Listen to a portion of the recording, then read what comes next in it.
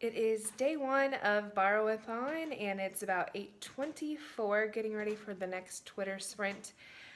For 25 minutes we'll be reading, but this is the first time I've been able to sit down and read all day. I went to church this morning, and then I spent the majority of my day with my family and watching the Chiefs lose to the Cowboys. But yeah, so I am finishing up The Perfect Score. It is a kid lit exchange review book that I need to read, and I have like 20 pages left in that. And then I will be switching over to my book that features the library, which I said I would start first. And so it is The Librarian of Auschwitz. So super excited, and I will check in later and tell you how the Twitter sprints are going. All right, I'm just back to say that I finished The Perfect Score, and the ending was just so endearing, and I give it a 5 out of 5 for sure. I do have to write a review for the Kid Lit Exchange, and I'll probably post that on Goodreads and my blog, so I will share that. But this is a middle grade that I just loved. It's told from 6 different points of view, and the kids are all unique. They're all great. They're all enemies kind of at the beginning and at the end. It's just good. Even the adults are connected throughout the story, and you definitely need to pick it up. All right, I made it to 10:38, but I keep dozing off, and so I'm gonna call it a night and leave Twitter chats early. So that's a fail, but we'll try again tomorrow. We'll see how it goes. I did get to page 47 in The Librarian of Auschwitz, and I read 153 pages in The Perfect Score throughout the day today, so that is a rounded total of 200 pages, so not upset about that at all. I did not complete any challenges today, so we'll see how tomorrow goes, and yeah, that's it for day one. Hey guys, it's about 6:30 on day 2 of BorrowAthon. Let me clarify that. It's in the evening, definitely. It's very dark outside now. But this is the first time I have sat down to read all day. I'm going to pick up where I left off with The Librarian of Auschwitz. See how far I can get before supper time when I head over to my parents' house for a little bit. We'll see how it goes as well, since this fool seems to think that he needs to lay on me while he demolishes what is left of his raccoon. So, I'll check in with you later. Alright guys, I'm late to the Twitter Sprints party at like 8:18-ish because I was watching The Long Lost Family with my family, and that show makes me cry like 5 times every time. Just gets you in the feels. If you've never seen it, it's on TLC. You gotta check it out. So I sat down and read this super quick book. It is The Library of Doom, The Beast Beneath the Stairs. I grabbed it from the public library today. I think it's definitely one I'm going to get for my school just because it's an easy chapter book, short, scary read. And I say scary loosely. But I think it would bridge some gaps that I'm missing for my readers that want to read chapter books but aren't quite ready for full-length style chapter books.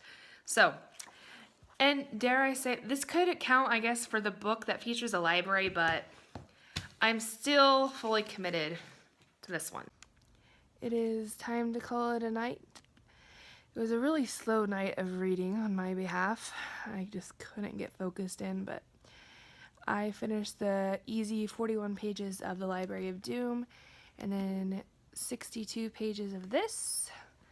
So it puts me at 103 on the day and 303 for day 1 and day 2 of BorrowAthon.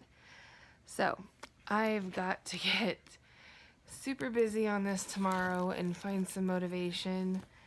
I'm on page 109 out of 400 pages. So yeah, we'll see how tomorrow goes. Good night, guys. Hey guys, it is day 3 of BorrowAthon, and I'm checking in for the first time about 4:55 in the evening. I went and voted when I got back to town after work, and then took the dog on an excursion to go play frisbee. And now I'm going to settle in with a book, and hopefully it goes better than it did yesterday, speed-wise, I suppose. I am really liking the storyline so far. My only complaint would be that it does jump around in time, like, really quickly, like within a chapter, all of a sudden it's kind of like a flashback to 5 years prior type of thing, so it's kind of hard to follow in that regard, but other than that, I'm loving the storyline, the love of books. There's some great quotes thrown in about that, as well as bravery. So yeah, I'm excited to see where the next 300 pages takes me. So I'll check in with you guys later. Hey guys, it's about 7:20 in the morning of day 4 of BorrowAthon, and I just wanted to kind of check in. Last night's reading did not go as planned. I got only like 30 pages read.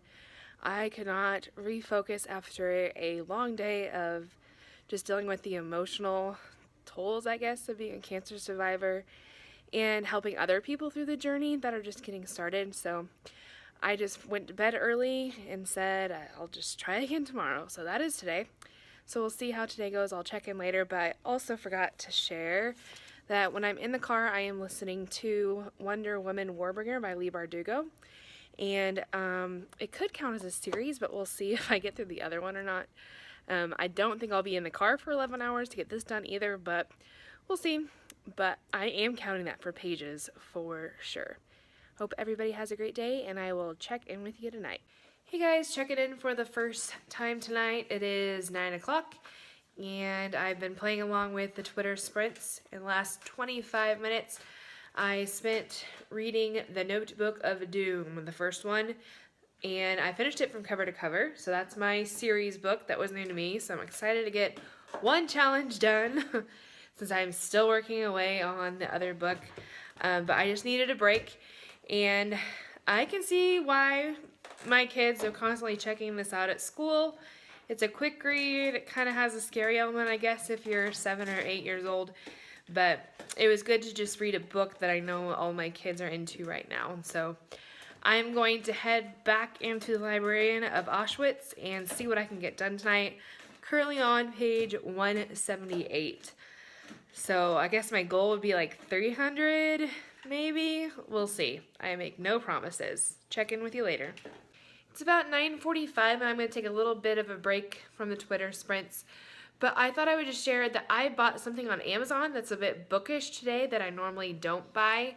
I have a book of quotes that I keep. It's this little notebook. And if I come across any quotes I want to keep from a book that's inspirational or about life in general or grief or something that I just relate to and want to keep for later, I write it down in this notebook. And as I've been doing this, I've either had to stop while I'm reading or I snap a picture of the passage to write down later. But I'm finding it's like hard to keep track of which book goes to which when I go back to that later. So I have bought like a tin of book darts, and I'm going to use those on the side of the pages to mark where every passage is so I can go back when I'm done instead of just taking pictures. So I'm excited to get those, and they should be in Friday. But I wish I would have those for this book that I'm reading now, because there are so many great quotes that just stand out about books and life, and I talked about that like yesterday or something. But here is one in particular that stands out. If God exists, then so does the devil. They're travelers on the same rail line, moving in opposite directions. Good and evil somehow counterbalance each other. You could almost say they need each other. How could we know that we are doing good if evil didn't exist so that we could compare them and see the difference?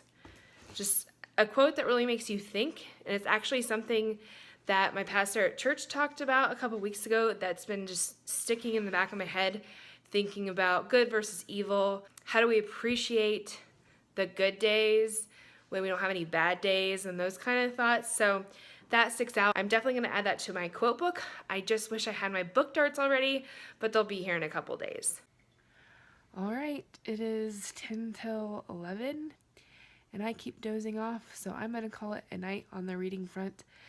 I did not get to my goal of page 300 in The Librarian of Auschwitz, but I did cross the threshold of the halfway mark in this book, so I'm hoping that the last half will go a little quicker, as books usually tend to do for me. We'll see what happens with that. But I did also pass 500 pages since the start of BorrowAthon, so I'm happy with that number and hope that tomorrow is a successful day. And I will talk to you guys in the morning. I am checking in for night 5 of the BorrowAthon already.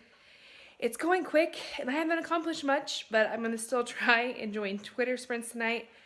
I still have a lot to get done. I have to make a breakfast casserole for some friends that just had a baby. But honestly, it might be better. I do better when I kind of bounce back and forth between things. But we'll see. I wasted a lot of time earlier. I got home from work, and I saw something about BorrowAthon for next week. And I jumped down that rabbit hole and was like, I wonder what books I could read and how I can make this book count for 2 challenges. Then why? I'm not even doing well in this one. Why would I sign up for another one next week? But we'll see. I will probably end up doing it anyways because I'm a glutton for punishment. But I will check in with you guys later throughout the night, and I hope you guys are having a more successful BorrowAthon than I am.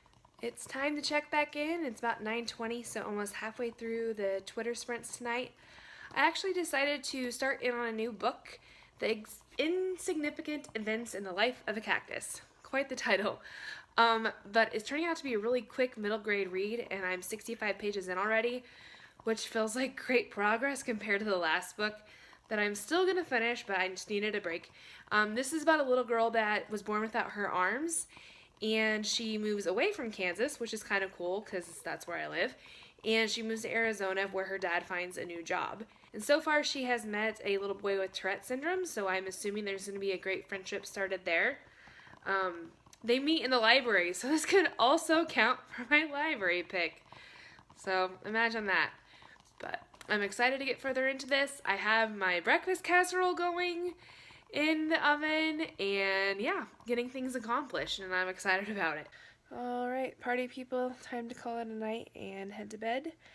I made it to page 131 of this book with a really long name on the front cover.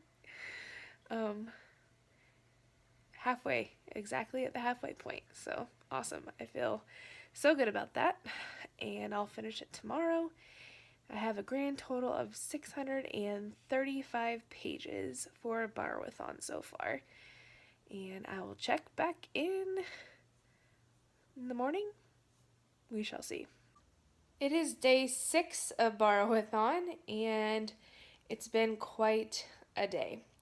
I started off thinking it was going to be a great day because I had extra time to read after getting ready, and so I've read a bunch of pages from The Insignificant Events in the Life of a Cactus, which I'm still loving. And then I went to work, and it was just hectic as all get out because I was running lessons and checkout at the same time, so that was crazy. Then I got a text that my grandmother and her husband were in a car accident on the highway, and that just obviously rocked my world. They are okay. They will be okay. They just have some cracked ribs and that kind of stuff. And so my mom went to go take care of them. I couldn't just leave on a whim because of my dog.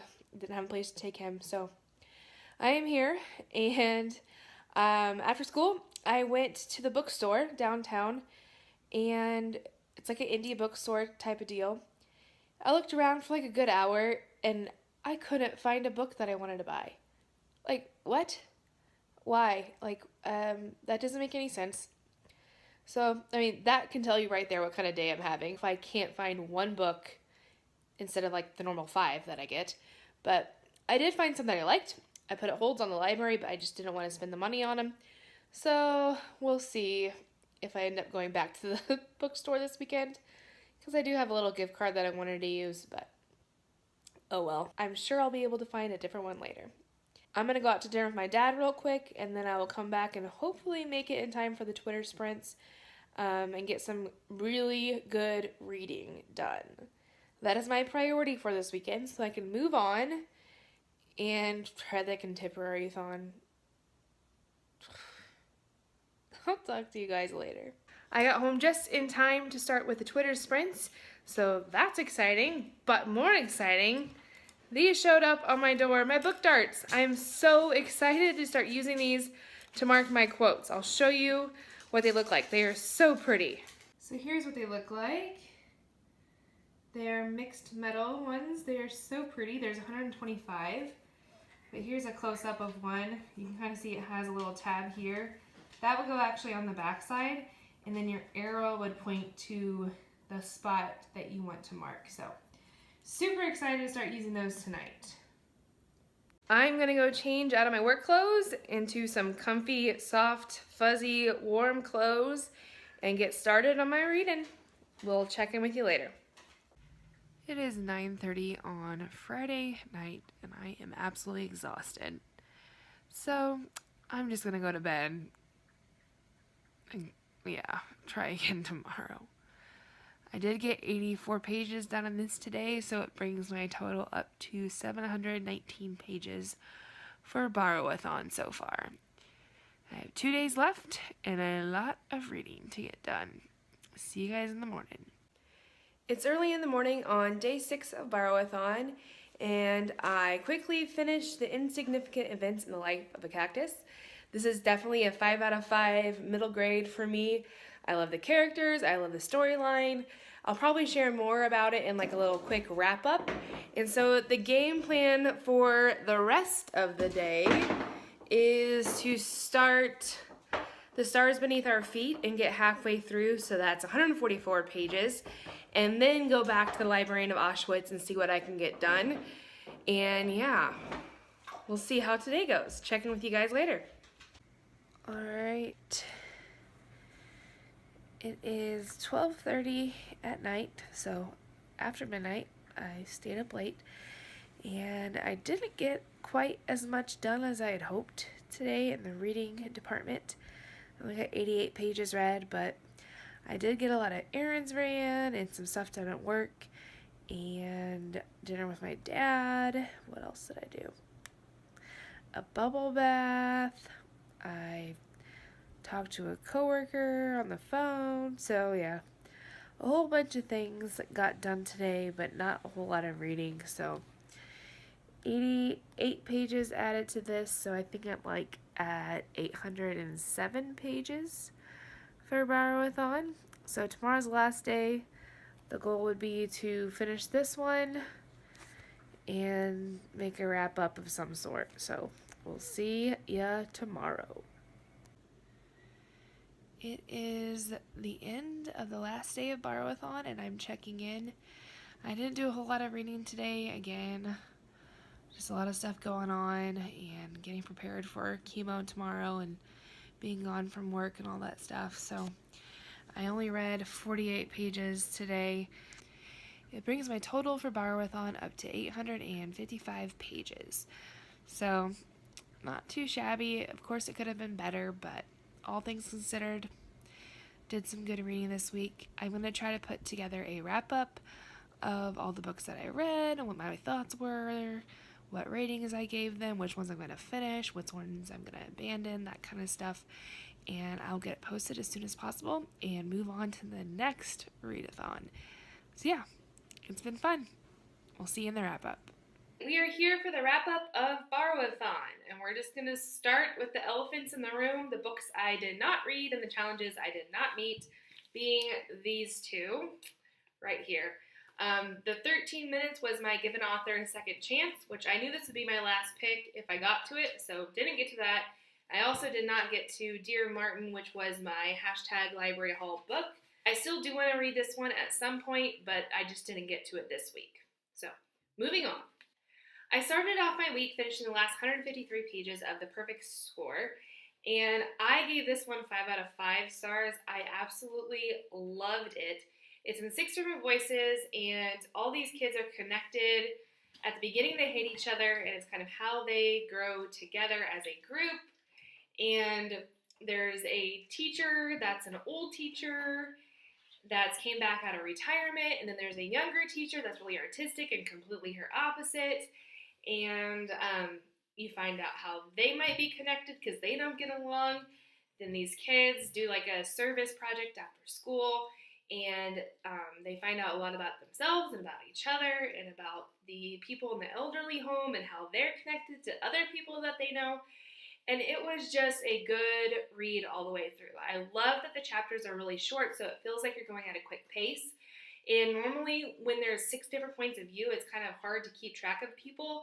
But I really love the characters that they chose, and for the most part, it was easy. And it's kind of how they come together to get the perfect score on these tests that are mandated by the state that we take every year. That part didn't seem very believable as much as they were pushing like all these practice tests, and they weren't allowed to do recess, and they weren't allowed to do fun things like read alouds and that kind of stuff. So that part wasn't that believable, but it played into the story of these kids fighting for what they believed in, and I really, really enjoyed this book. Definitely getting a copy for my school library. Even though it is a little lengthier for my crew, I think this was a phenomenal read, and I definitely recommend it to anybody who likes middle grade stories. So after that began the saga of the Librarian of Auschwitz. I was so super excited for this book, and I'm still only like a little over halfway through, and it's just falling flat for me right now, which I hate to say so much because I wanted to love it.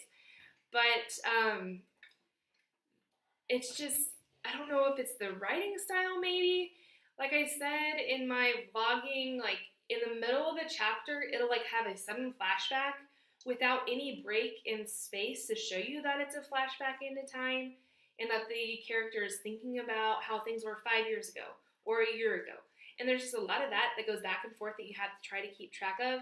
There are a lot of great quotes about books and grief and being strong and brave that I've tagged and wrote down in my quote book, but I'm still struggling. I'm definitely going to finish reading it because I have hopes that it will pull through at the end. Hopefully I will share that information with you and what my ultimate feelings are at the end of the book when I do a wrap-up video for a month. So hopefully I can get it done by the end of the month. We shall see. And so while I was reading The Librarian of Auschwitz, I did need breaks to kind of feel like I was making progress. So I quickly picked up The Library of Doom. It is the first book in this series. It's like 41 pages, not a whole big deal at all. It was a very, very quick read. I think the kids are going to like the scary pictures of this more than the actual storyline. There's not a whole bunch of storyline, but it's still a quick read for kids that are just starting into chapter books. I would give it probably 3 stars, though, from myself of what my feelings were towards this book. So I guess you could count this one as my book that features a library since I did finish it. Maybe? Another book that I quickly read was The Notebook of Doom. This was for Read a Series That Is New to You. And this is one, like I said, that was a really hot book picked up by a lot of my kids that kids are still raving about. It was a cute story. I'll give it that. It wasn't very scary like I thought it would be, a little bit more scary. It was just kind of quirky and fun more than anything else. And so it was just a good experience to get to read what my kids are reading and know what their interests are so I can look more into getting books similar to this, but that are a little bit different. I also finished The Insignificant Events in the Life of a Cactus. This was another one that I really, really loved. I gave it 5 out of 5 stars. I loved the character development about the little girl, Avon, who has no arms. She was born without them as a genetic disorder. And you find out that she was actually in foster care for a little bit and then adopted at the age of 2 by her parents. And her dad recently had lost his job, so he's looking for a job. And they find out that he is being offered a position to run like a amusement park, a Wild West amusement style park. So they moved from Kansas to Arizona, I believe, to run this park. And there she meets some other people that are kind of like her, that don't really fit in like she did with her friends in Kansas, because we're so accepting, which I love that part, obviously. But one of her good friends has Tourette syndrome, and another little boy who has a major issue with his complex and thinking about how overweight he is and how he thinks people perceive him as.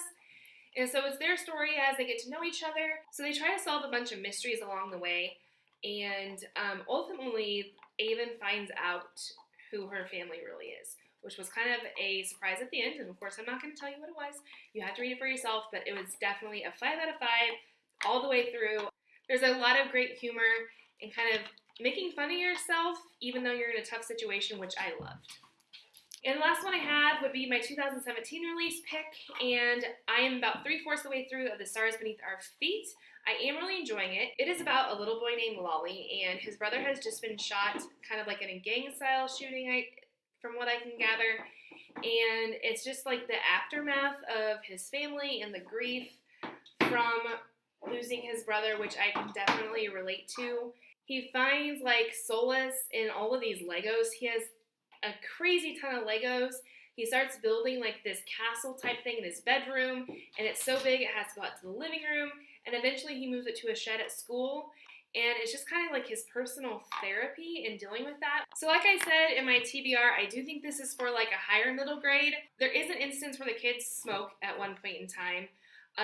It talks about like your tallywhacker falling off if you do it with a girl too soon. And then Lolly's mom had left his dad and is now with a woman, and it talks about her girlfriends and everybody's points of view on that. So I would definitely say save this for your more mature readers. I definitely plan on finishing it this week as part of the BorrowAthon, because I'm definitely doing that even though this week didn't go as planned. All in all, I think I got through 4 or 5 challenges out of 7, which isn't too shabby, and I got 855 pages read. So even though I didn't do as well as I thought I would, I did okay. And I'm excited to see how this week's goes with BorrowAthon. I'm really excited to knock some of those books that I've had on my shelf for years off of my TBR list and finally get them read so I can go buy some new ones. I don't know. We'll see. But I will check in with you guys on the next video. Bye, guys.